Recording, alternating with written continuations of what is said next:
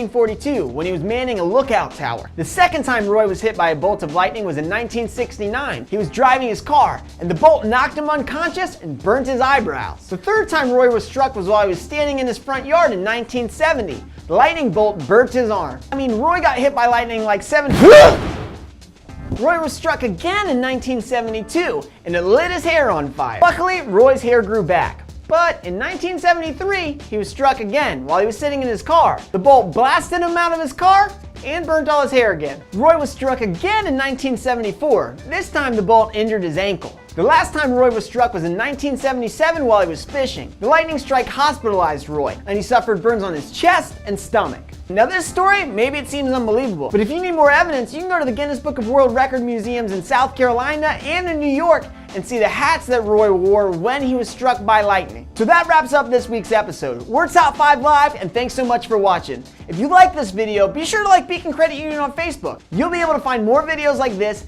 and some awesome tips to help give you some more financial breathing room. Thanks again. We'll see you next week.